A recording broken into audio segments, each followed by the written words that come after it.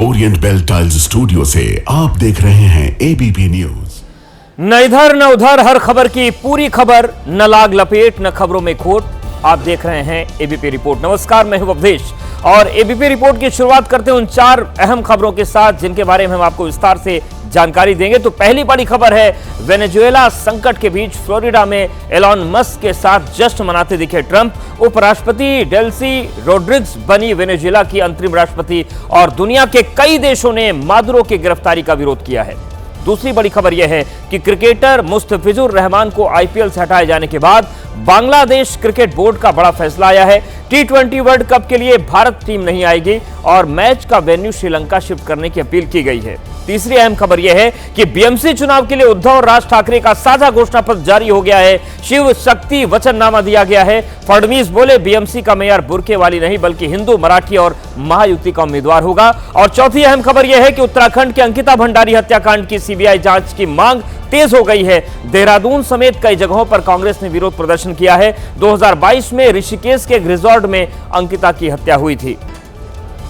और अब शुरुआत करते हैं खबरों के विस्तार से और सबसे पहले सावधान करने वाली खबर। अक्सर लोग कहते हैं कि सड़क पर सावधानी से चलना चाहिए। ज्यादातर लोग इसका पालन भी करते हैं, लेकिन दूसरों की लापरवाही की वजह से कभी कभी सुरक्षित जगह पर खड़ा व्यक्ति भी हादसे का शिकार हो जाता है। उत्तराखंड के रुड़की में भी ऐसा ही हुआ। कार ड्राइवर ने एक ऐसे व्यक्ति को टक्कर मार दी जो सड़क से दूर था। कार की चपेट में आते ही वो ऊपर उछलकर जमीन पर गिर गया। इस वीडियो को ध्यान से देखेंगे तो पता चल जाएगा कि हादसा हुआ कैसे। कार तेजी से आई और टी पॉइंट पर आकर रुक गई। पल भर में ही कार दाईं ओर मुड़ी और तेज रफ्तार से इस व्यक्ति को चपेट में ले लिया। टक्कर इतनी जोरदार थी कि बाइक पूरी तरह से मुड़ गई और साथ में ही खड़ी दूसरी बाइक भी टूट गई। हादसे का वीडियो वहां लगे सीसीटीवी कैमरे में कैद हो गया। बताया जा रहा है कि कार चलाने वाला नशे में था। पुलिस ने मौके से कार को कब्जे में लेकर ड्राइवर को गिरफ्तार कर लिया। अब वो खबर जो हर शख्स, हर परिवार से जुड़ी है, एक ऐसा आतंक जिसने शहर शहर, गली गली दहशत मचा कर रखी है। हम बात कर रहे हैं सड़कों पर घूमते आवारा कुत्तों की, जिनके आतंक का ताजा वीडियो जोधपुर से सामने आया है। जहां 2 कुत्तों ने घर के बाहर निकले बच्चे पर हमला कर दिया। कुत्तों के काटने से बच्चे के पैर, हाथ और चेहरे पर गंभीर जख्म आए हैं। सीसीटीवी वीडियो में दोनों कुत्ते बच्चे के घर के बाहर काफी देर से बैठे दिखाई दिए। ऐसा लगा मानो दोनों कुत्ते मासूम के शिकार का प्लान बनाकर बैठे थे। जैसे ही बच्चा घर से निकलकर थोड़ा आगे बढ़ा, दोनों ने उस पर धावा बोल दिया। पहले पैर में दांत गड़ाए, बच्चा चीखता रहा और खुद को बचाने की कोशिश करता रहा। तभी कुत्ते ने उसका हाथ दबोच लिया। पैर और हाथ के बाद कुत्ते ने बच्चे के चेहरे पर हमला कर दिया। बच्चे की चीख सुनकर कुछ लोग दौड़कर वहां पहुंचे और उसे कुत्तों से बचाया। इसी बीच बच्चे के घरवाले भी आ गए और उसे अस्पताल ले गए। बच्चे के चेहरे पर गंभीर जख्म आए हैं और उसकी प्लास्टिक सर्जरी भी करवानी पड़ी है। मध्य प्रदेश के विदिशा से कानून व्यवस्था पर सवाल खड़े करने वाली एक घटना सामने आई, जहां कुछ दबंगों ने मामूली विवाद में चाकू से गोदकर शुभम नाम के युवक की हत्या कर दी। शुभम अपने दोस्तों के साथ गली में खड़ा था कि तभी कई मोटरसाइकिलों पर सवार होकर कुछ लड़के आए और मारपीट शुरू कर दी। आरोपियों ने शुभम चौबे पर चाकू से कई वार किए, जिससे शुभम लहूलुहान होकर सड़क पर गिर गया। इसके बाद सभी आरोपी फरार हो गए। शुभम को जब तक अस्पताल ले जाया गया, उसकी मौत हो गई। आरोप है कि शुभम ने एक लड़के को लड़की से छेड़खानी करने से रोका था, जिसका बदला लेने के लिए वो चाकू लेकर आया। जानकारी ये है कि कुछ नहीं, उनके लिए लड़की वाला छेड़ रहा था, उसने एक चाटा अकेला मारा था। इस बात से हत्या कर दी उसने।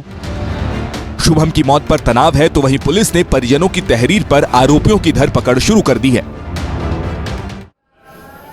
कर्नाटक के मंगलुरु से हादसे का एक ऐसा वीडियो सामने आया है जिसको देखकर किसी के होश फाख्ता हो जाए। वहां पर एक अनियंत्रित कार दीवार तोड़कर एक घर में घुस गई। हादसे में कार सवार को चोटें आई हैं।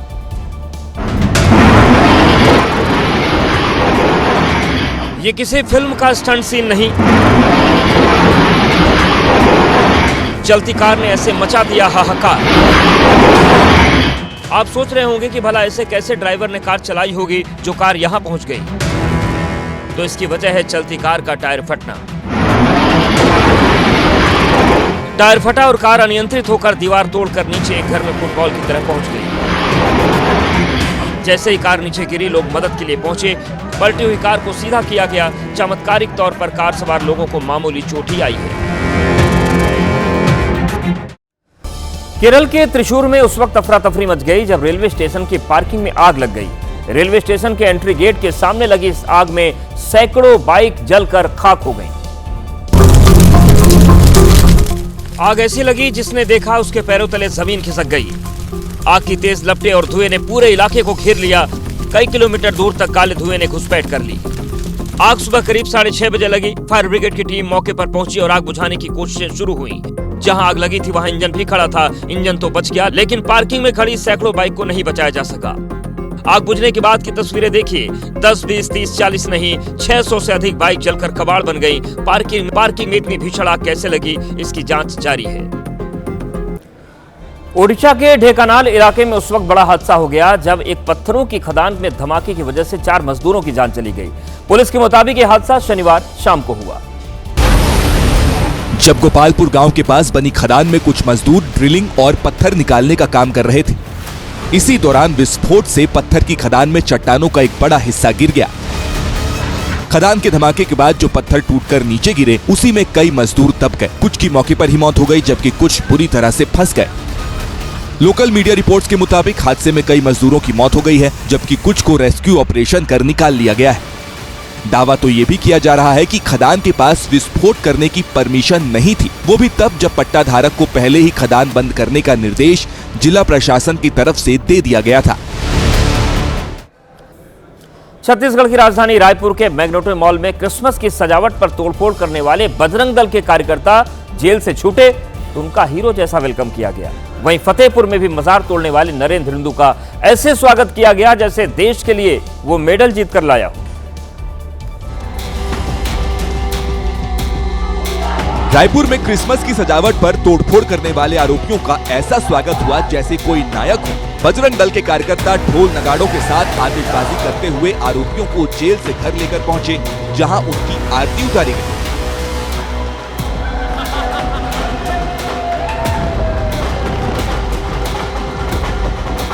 कुछ इसी तरह यूपी के फतेहपुर में मजार तोड़ने वाले नरेंद्र हिंदू का जोरदार स्वागत करते हुए बजरंग दल ने जुलूस निकाला।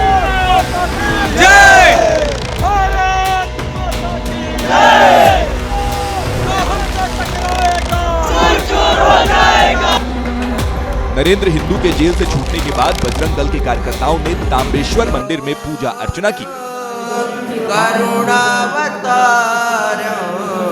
वो पूजा इसलिए कि लोग देखें, समाज जाने कि हम सब एक हैं, भाई हैं। बवालियों का नायकों जैसा स्वागत किए जाने से अब सियासत गर्मा गई। समाजवादी पार्टी आरोप लगा रही है कि आखिर इन लोगों पर कब बुलडोजर एक्शन होगा। क्रिसमस की सजावट पर तोड़फोड़ और मजार में तोड़फोड़ करने वालों के स्वागत के वीडियो सामने आए तो मामले ने तूल पकड़ लिया। इस मुद्दे पर अब बहस छिड़ गई है, क्योंकि गाजियाबाद में हिंदू रक्षा दल के कार्यकर्ताओं ने हिंदुओं को घर घर जाकर तलवारें बांटी थी, जिसको लेकर अब बिहार के प्रमुख राजनीतिक दल आरजेडी की प्रतिक्रिया सामने आई है। आरजेडी ने बजरंग दल को उपद्रवी संगठन कहा है, साथ ही हिंदूवादी संगठनों पर निशाना साधा है।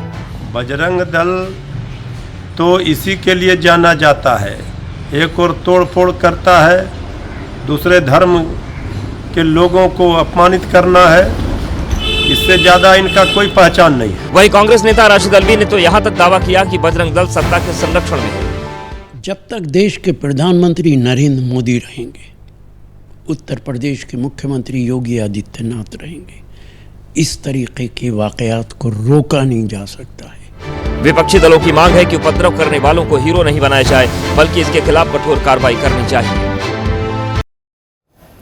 भारतीय सेना पारंपरिक युद्धों से आगे बढ़कर भविष्य की चुनौतियों के लिए खुद को तैयार कर रही है। ऑपरेशन सिंदूर के बाद दुश्मन को तुरंत जवाब देने के लिए भैरव बटालियन बनाई गई है, जिसकी ट्रेनिंग इस समय राजस्थान के अजमेर में चल रही है।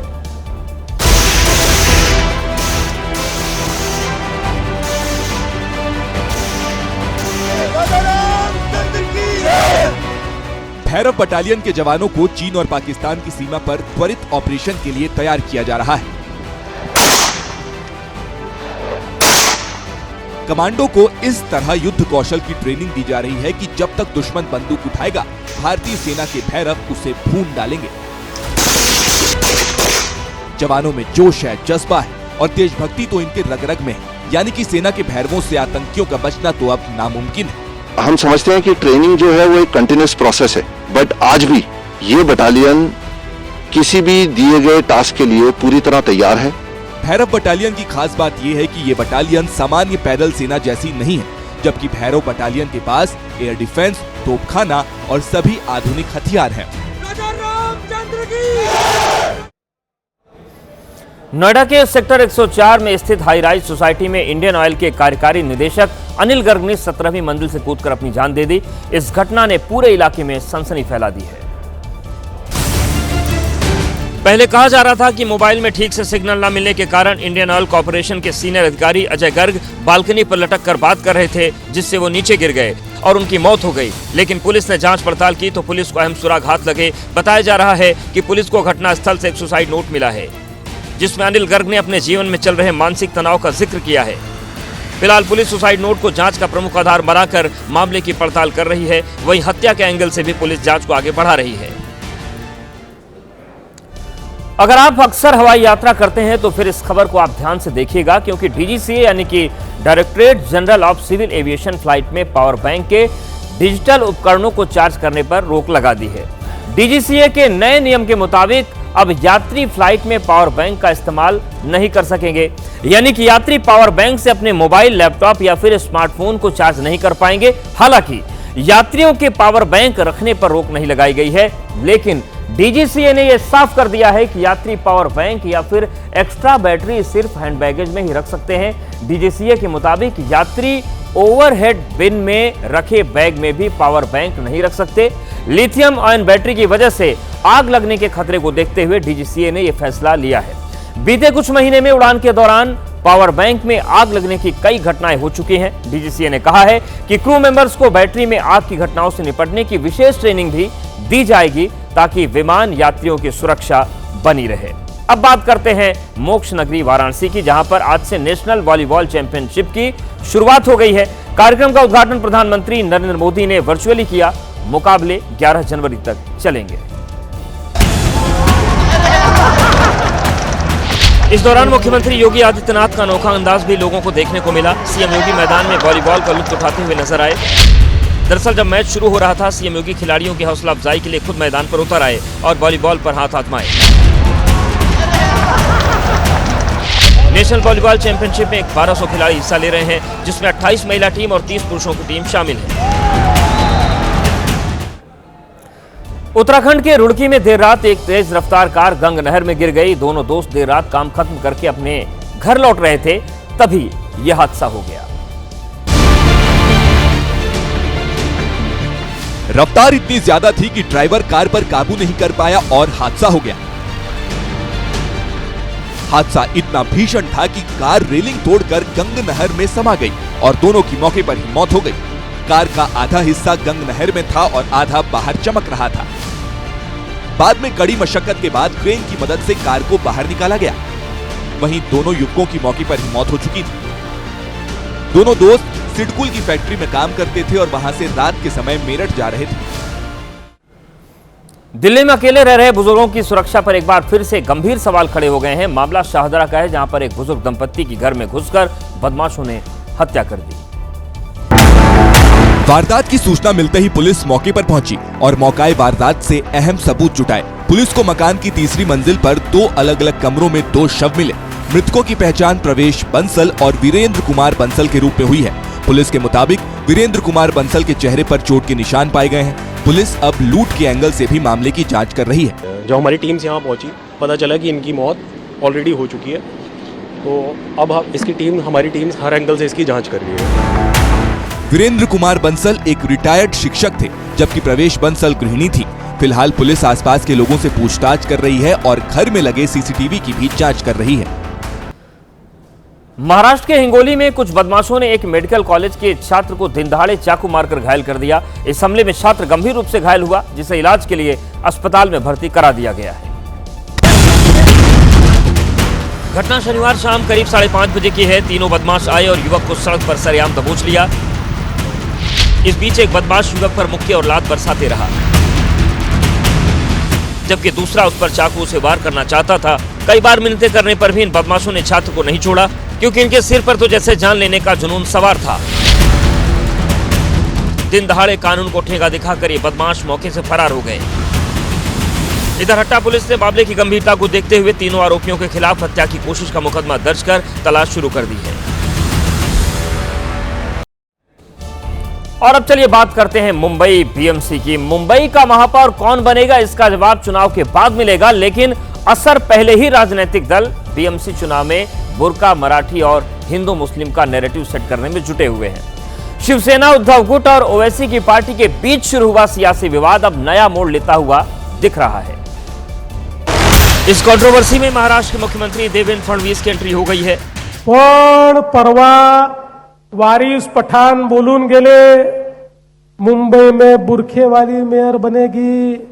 देवेंद्र फडणवीस ने ओवैसी को पार्टी के बयान का जवाब देते हुए साफ कर दिया कि मुंबई का महापौर कौन होगा। मुंबईचा महापौर महायुतीचाच होणार, मुंबईचा महापौर हिंदूच होणार आणि मुंबईचा महापौर मराठीच होणार। तो वहीं बीजेपी नेता अमित साटम ने न्यूयॉर्क के मेयर ममदानी उमर खालिद का जिक्र करते हुए पहले उद्धव ठाकरे पर निशाना साधा, फिर जोर देकर कहा की येणाऱ्या काळामध्ये मुंबई शहराचं ममदानीकरण आम्ही होऊ देणार नाही, मुंबईचा रंग आम्ही बदलू देणार नाही, आम्ही मुंबईची न्यूयॉर्क होऊ देणार नाही। एक और बीजेपी ने ओवैसी की पार्टी और उद्धव ठाकरे पर हमला बोला, तो दूसरे तरफ महाराष्ट्र के उप मुख्यमंत्री एकनाथ शिंदे ने घेरा है। शिंदे ने उद्धव ठाकरे का नाम तो नहीं लिया, लेकिन उन पर निशाना साधते हुए कहा कि इन्हें मुंबई और मराठी से कोई मतलब नहीं, इन्हें मलाई से मतलब है।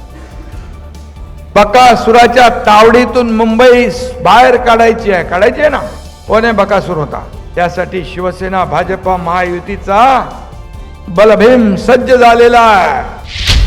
एकनाथ शिंदे ने भी कहा कि मुंबई का महापौर मराठी ही होगा। यही नहीं, उद्धव और राज ठाकरे के एकजुट होने पर शिंदे ने तंज कसते हुए कहा कि इनका बैंड बजा, इसलिए मराठी और ठाकरे ब्रांड याद आया। तो वहीं उद्धव ठाकरे ने राज ठाकरे के साथ संयुक्त प्रेस कॉन्फ्रेंस में फडणवीस और शिंदे पर पलटवार किया।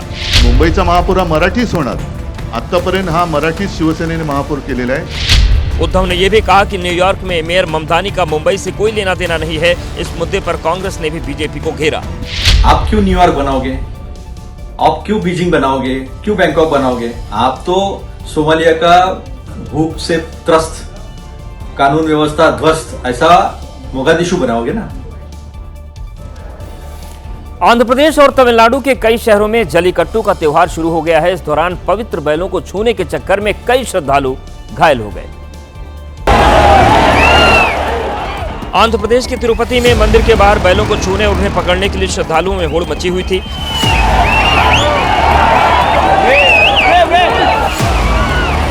लोगों से भरे सकरे से रास्ते में जैसे ही बैल कोई गुजरता, लोगों की भीड़ उसे छूने के चक्कर में उससे आगे आ जाती। लोगों की भीड़ उसे छूने के चक्कर में उसके आगे आ जाती। लोगों की भीड़ और शोर के बीच कई बैल उनके बीच घुस गए, जिससे वहां पर हंगामा मच गया। कई बार तो बैल लोगों को कुचलते हुए इधर उधर भागने लगे। आयोजकों के मुताबिक कई लोगों को हल्की फुल्की चोटें आई हैं, लेकिन कुछ लोग गंभीर रूप से घायल हैं। किसी का हाथ टूट गया तो किसी का पैर और किसी के सिर पे कई टाके लगाने पड़े। जलीकट्टू दक्षिण भारत का एक पारंपरिक उत्सव है, जिसमें बैल या सांड को खुले में छोड़ा जाता है और श्रद्धालु उसकी पीठ या कुबड़ को छूने और पकड़ने की कोशिश करते हैं।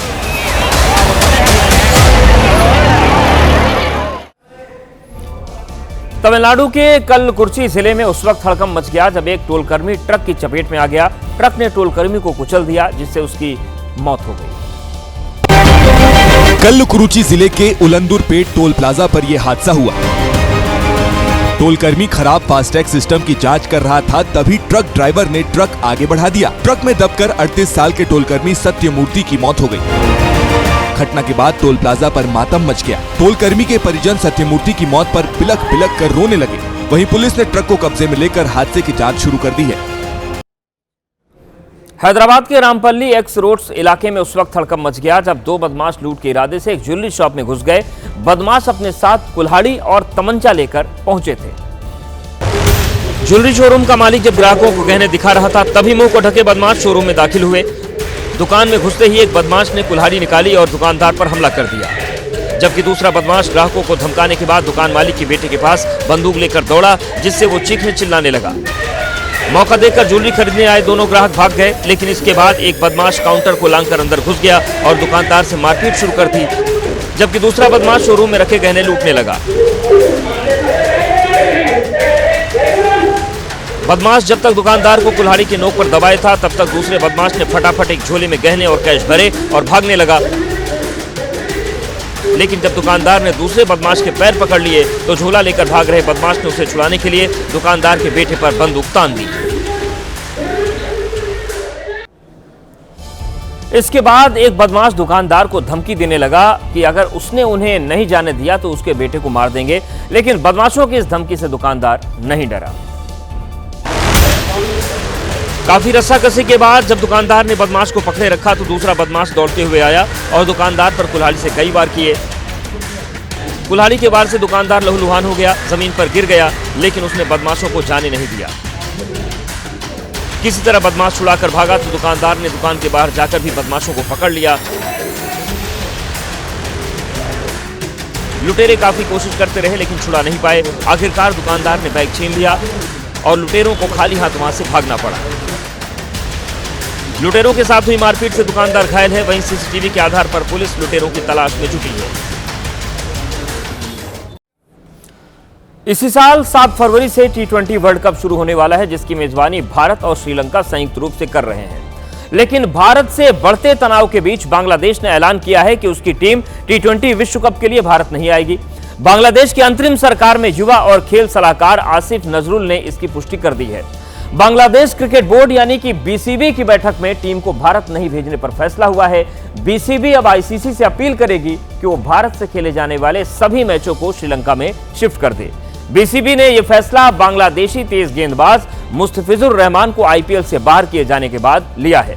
शनिवार को भारतीय क्रिकेट नियंत्रण बोर्ड ने कोलकाता नाइट राइडर्स के निर्देश दिए थे कि मुस्तफिजुर को अपनी टीम से वो रिलीज कर दें।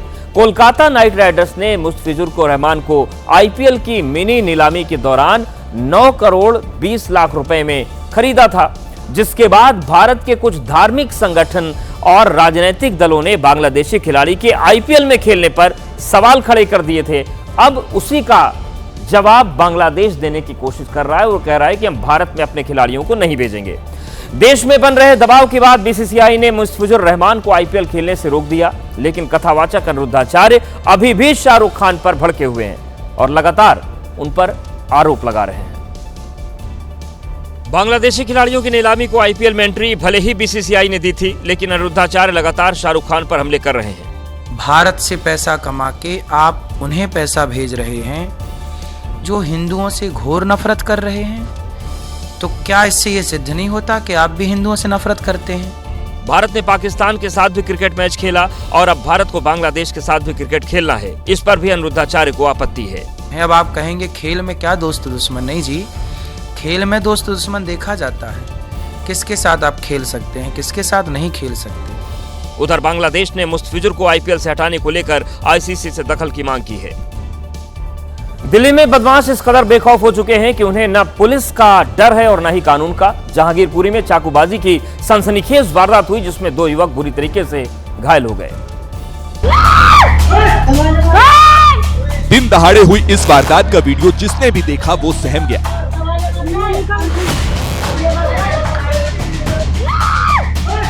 बदमाश एक के बाद एक युवक पर चाकू से वार करता रहा। युवक चीखता रहा, चिल्लाता रहा, लेकिन बेरहमी की हद पार कर चुके इन बदमाशों को बिल्कुल दया नहीं आई। वारदात को अंजाम देने के बाद बदमाश मौके वारदात से फरार हो गए। वहीं दोनों पीड़ितों की हालत गंभीर है, जिनका अस्पताल में इलाज चल रहा है। पुलिस ने वीडियो फुटेज के आधार पर आरोपियों की तलाश तेज कर दी है। अब बात करेंगे ऐसे राष्ट्रपति की जिसे दुनिया का सबसे बड़ा गुंडा कहा जा रहा है। बात हो रही है डोनाल्ड ट्रंप की, जिनके इशारे पर वेनेजुएला के राष्ट्रपति को अमेरिका की सेना ने रातों रात अगवा कर लिया। मादुरो को ड्रग्स से जुड़े आतंकवाद का आरोपी बनाकर न्यूयॉर्क के डिटेंशन सेंटर में बंद कर दिया गया है। न्यूयॉर्क में मादुरो की पहली तस्वीर जब आई तब अमेरिकी अधिकारियों की बड़ी टीम नीली हुडी पहने मादुरो को अपने साथ ले जाती दिख रही थी। कुछ घंटे पहले तक वेनेजुएला के राष्ट्रपति की हैसियत रखने वाले मादुरो की हाथों में अब हथकड़ी थी। अमेरिका में उनकी पहचान एक क्रिमिनल के तौर पर है। मादुरो और उनकी पत्नी को बख्तरबंद गाड़ी में भरकर यूएस ड्रग एजेंसी के दफ्तर लाया गया, जहां एक क्रिमिनल की तरह दिख रहे मादुरो सभी अधिकारियों को बार बार गुड नाइट और हैप्पी न्यू ईयर कह रहे थे। मादुरो पर अब न्यूयॉर्क की अदालत में केस चलेगा। आरोप है कि वो और उनकी पत्नी ड्रग्स से जुड़े आतंकवाद की साजिश में शामिल थे और वो ड्रग अमेरिका आता था। मादुरो को उठाने से पहले अमेरिका ने वेनेजुएला के मिलिट्री ठिकानों पर बमबारी की। इसके बाद उनके देश में घुसकर महज 1 घंटे के अंदर राष्ट्रपति मादुरो को अपने साथ ले गए। घुसपैठ से लेकर राष्ट्रपति को उठाने तक डोनाल्ड ट्रंप एक एक एक्शन को लाइव देख रहे थे। व्हाइट हाउस ने तस्वीरें शेयर कर बताया कि डोनाल्ड ट्रंप ने वेनेजुएला में अमेरिका के ऑपरेशन की खास मॉनिटरिंग की। अपने मंत्री और अधिकारियों के साथ बैठे ट्रंप फ्लोरिडा के मार ए लागो क्लब से इस ऑपरेशन को लाइव देख रहे थे। वेनेजुएला के राष्ट्रपति को उठाने के लिए अमेरिका ने राजधानी काराकास की बिजली काटकर वहां के मिलिट्री ठिकानों पर हमले किए थे। अब आंकड़ा आया है कि इस पूरे ऑपरेशन में कम से कम 40 लोगों की मौत हुई, जिसमें सेना के जवानों के साथ आम लोग भी शामिल थे। तो वेनेजुएला पर मिलिट्री एक्शन भले ही 2026 के शुरुआती हफ्ते में हुआ हो, लेकिन इसकी कहानी 5 महीने पहले से ही लिखी जा रही थी। इसके लिए अगस्त के महीने में ही अमेरिकी खुफिया एजेंसी CIA के अधिकारी वेनेजुएला पहुंच चुके थे। उन्होंने वहां पर राष्ट्रपति मादुरो के बारे में जानकारी इकट्ठा करनी शुरू कर दी थी। उन्होंने मादुरो की रोजाना जिंदगी की डिटेल जमा की, उनके पूरे रूटीन को नोट किया, उनकी सिक्योरिटी में चलने वाले काफिले के बारे में जानकारी जुटाई। वेनेजुएला में अमेरिकी दूतावास बंद था, इसलिए यह पूरा ऑपरेशन गैर कानूनी तरीके से चल रहा था। CIA की तरफ से मिली जानकारी की मदद से ही अमेरिका आधे घंटे में राष्ट्रपति को उठा लिया। तो ये पूरी जो तस्वीर बन रही है, अब वेनेजुएला पर अमेरिका का कब्जा है। राष्ट्रपति ट्रंप ने मीडिया के सामने कहा है कि जब तक वेनेजुएला में स्थिरता नहीं आ जाती तब तक अमेरिका ही उस देश को चलाएगा। वेनेजुएला के राष्ट्रपति अमेरिका के डिटेंशन सेंटर में गए तो अब अमेरिका ने उस देश की देखभाल की जबरन जिम्मेदारी ले ली। So we are going to run the country until such time as we can do it safe, proper and judicious. देश के राष्ट्रपति के उठने के बाद वहां अराजकता भी फैली। राजधानी काराकास में लोग खाने पीने का सामान लेने दौड़ पड़े, क्योंकि किसी को नहीं पता कि आगे क्या होने वाला है। इधर वेनेजुएला की सुप्रीम कोर्ट ने उपराष्ट्रपति डेल्सी रोड्रिग्स को देश का अंतरिम राष्ट्रपति बनाने का आदेश दे दिया। हालांकि उनकी भाषा अमेरिका के कठपुतली जैसी नहीं लगी। अपने पहले संबोधन में ही उन्होंने दुनिया भर के नेताओं से अपील की कि वो वेनेजुएला पर हुए ऑपरेशन के खिलाफ खड़े हों। अमेरिका भले ही वेनेजुएला के राष्ट्रपति को ड्रग्स से जुड़े आतंकवाद का आरोपी बता रहा है, लेकिन माना जा रहा है कि यह खेल ड्रग्स का नहीं बल्कि तेल का है। वेनेजुएला के तेल भंडार पर अधिकार जमाने के लिए ही अमेरिका ने वहां पर सत्ता परिवर्तन किया है।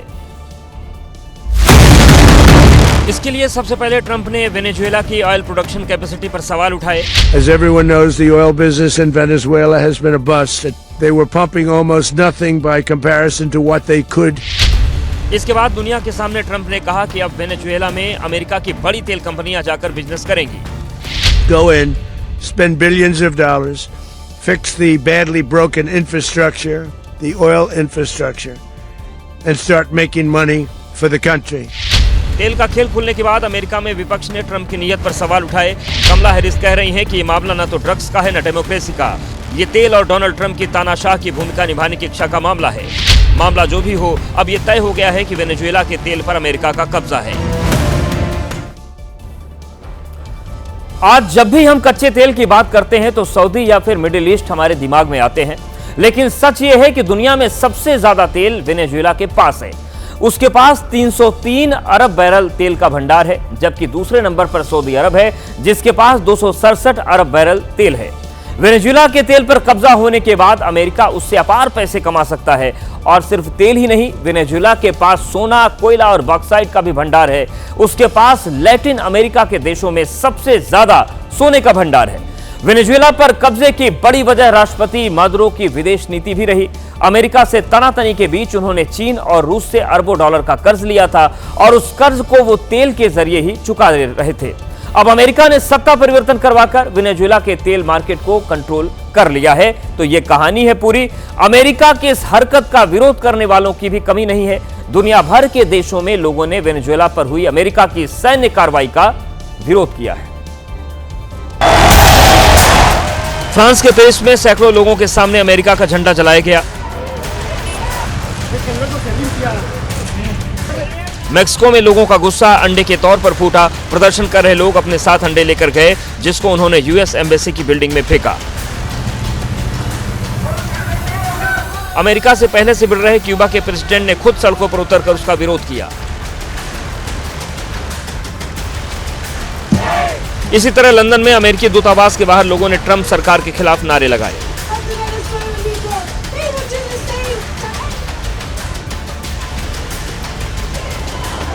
इधर ट्रंप के अपने ही देश में उनकी सैन्य कार्रवाई का विरोध किया गया। हालांकि एक जुदा तस्वीर अर्जेंटीना से आई, जहां लोगों ने राष्ट्रपति मादुरो की सत्ता जाने का जश्न मनाया। हालांकि अमेरिका के इस क्लेश की वजह से दुनिया दो हिस्सों में बंट गई है। कुछ देशों ने उसका विरोध किया है, किसी ने समर्थन किया है, तो कई स्थिर हैं। भारत ने कहा कि जो हुआ है उसे शांति से सुलझाया जाना चाहिए, यानी कि हमने डिप्लोमेसी पर जोर दिया। चीन विरोध में आ गया है, उसने कहा कि अंतर्राष्ट्रीय नियमों का उल्लंघन है। रूस ने अमेरिका से अपील की है कि वो मादुरो को तुरंत रिहा करें। फ्रांस ने कहा है कि अमेरिका को अंतर्राष्ट्रीय कानूनों का पालन करना चाहिए। ईरान ने वेनेजुएला के विदेश मंत्री से फोन पर बात की। इटली ने कहा है कि वो मादुरो की नीतियों का समर्थन नहीं करते, लेकिन अमेरिका की कार्रवाई भी सही नहीं है। हालांकि अर्जेंटीना ने कार्रवाई के बाद कहा है कि आजादी जिंदाबाद, तो वहीं इक्वाडोर ने भी अमेरिका का समर्थन किया है। इधर भारत के अंदर भी अमेरिका की कार्रवाई पर प्रतिक्रियाएं सामने आई। तमाम नेताओं ने अमेरिका का विरोध किया। इस बीच असदुद्दीन ओवैसी ने एक बयान दिया जो दिन भर सुर्खियां बटोरता रहा। मुंबई की एक सभा में ओवैसी ने वेनेजुएला पर बात की। जब ट्रंप अपनी फौज को भिजाकर वेनेजुएला से कदमी को उठा सकता है। आगे ओवैसी प्रधानमंत्री मोदी से अपील करते हैं कि इसी तरह का काम वो 26/11 के गुनहगारों के साथ भी करें। जो मुंबई की सड़कों पर साजिश करने वाले 9/11 के जालिम लोग हैं, मोदी जी 56 इंच का सीना है तो भिजा कर उठाकर लाओ। हालांकि कांग्रेस के नेता इसे बीजेपी को खुश करने का तरीका बता रहे हैं। उनका ये बयान आरएसएस और बीजेपी को खुश करने के लिए है। यूएन में अंडर सेक्रेटरी जनरल रहे शशि थरूर ने कहा, आज जंगल का कानून चल रहा है, जिसकी लाठी उसकी भैंसी, नया नियम है। इधर लेफ्ट संगठनों ने दिल्ली के जंतर मंतर पर अमेरिका के ऑपरेशन का विरोध किया। यूपी के संभल में एक बार फिर योगी सरकार का बुलडोजर गरजा है। इस बार एक्शन उन अवैध मस्जिद और मज़ारों पर हुआ है जिन्हें जबरन कब्जा करके सालों पहले बनाया गया था। सलेमपुर सालार गांव में जैसे ही अवैध मज़ारों पर बुलडोजर एक्शन शुरू हुआ, हड़कंप मच गया। स्थानीय प्रशासन ने दो बुलडोजरों से अवैध निर्माण को गिराना शुरू कर दिया। बुलडोजर एक्शन तब तक जारी रहा जब तक मज़ार पूरी तरह से जमींदोज नहीं हो गए। इससे पहले कल देर शाम ग्रामीणों ने खुद ही मदीना मस्जिद को गिरा दिया था। प्रशासन ने मस्जिद कमेटी को 3 जनवरी तक की मोहलत दी थी। दरअसल ये जमीन 2000 में गरीब परिवारों के लिए आवास आवंटन के लिए अलॉट की गई थी, लेकिन आरोप है कि 2005 में इस भूमि पर कब्जा कर मस्जिद बना दी गई। प्रशासन ने मस्जिद कमेटी पर 8,78,000 रुपए का जुर्माना लगाया है। उत्तराखंड में अंकिता भंडारी हत्याकांड फिर से गर्मा गया है। देहरादून से हरिद्वार तक की सड़क पर प्रदर्शनकारी लोगों की भीड़ नजर आई और इस हत्याकांड की जांच सीबीआई से कराने की मांग की गई। गुस्सा इस कदर भड़का है कि सड़क पर लोगों का हुजूम दिखाई दे रहा है। ये तस्वीर देहरादून की है, जहां प्रदर्शनकारियों ने सीएम आवास का घेराव करने की कोशिश की। बहुत शर्म की बात है, 21वीं सदी में एक औरत को सड़कों पे आना पड़ रहा है कि मुझे न्याय दो। जितनी ज्यादा भीड़ उतने ही ज्यादा पुलिसकर्मी। ताकि भीड़ का गुस्सा कंट्रोल किया जा सके। अंकिता भंडारी को न्याय दिलाने की मांग को लेकर देहरादून की सड़क पर लोग रैली करते भी नजर आए। इधर पूर्व मुख्यमंत्री हरीश रावत ने हरिद्वार में न्याय यात्रा निकाली। हरीश रावत के हाथ में सरकार विरोधी पोस्टर था और कार्यकर्ता नारेबाजी कर रहे थे। सिर्फ उत्तराखंड ही नहीं, दिल्ली में भी अंकिता भंडारी हत्याकांड को लेकर गुस्सा है। उत्तराखंड से जुड़े एक संगठन ने अंकिता भंडारी को इंसाफ दिलाने के लिए मार्च निकाला।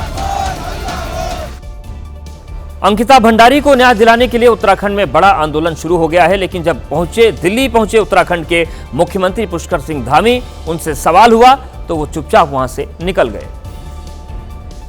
सर, अंकिता भंडारी केस में अंकिता भंडारी केस में अंकिता भंडारी केस में राजस्थान की बाड़मेर पुलिस ने हनी ट्रैप के मामले में एक लड़की को गिरफ्तार किया है। आरोप है कि इस लड़की ने फ्लैट पर बुलाकर एक वकील का प्राइवेट वीडियो बना लिया और उससे 40 लाख रुपए की डिमांड करने लगी। ये लड़की देखने में तो खूबसूरत है, लेकिन कांड ऐसा किया है कि समाज में मुंह छिपाना पड़ रहा है। ब्लैक जालीदार टॉप, सफेद ट्राउजर, स्टाइलिश बाल और कैमरे से चेहरा छिपाने के लिए हाथ में स्टॉल। पुलिस की गिरफ्त में खड़ी इस लड़की का नाम प्रियंका है, जो पश्चिम बंगाल की रहने वाली है। इसके साथ कमल सिंह नाम के एक शख्स को भी गिरफ्तार किया गया है, जो बाड़मेर का ही निवासी है।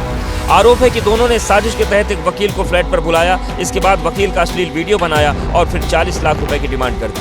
प्रियंका ने धमकी दी थी कि अगर उसे 40 लाख रुपए नहीं मिले तो वकील को झूठे रेप केस में फंसा देगी। अब पुलिस इस बात की जांच कर रही है कि प्रियंका अब तक कितने लोगों को शिकार बना चुकी है। ये थे आज की एबीपी रिपोर्ट। कल भी जारी रहेगी खबरों की खोज। देखते रहिए एबीपी न्यूज।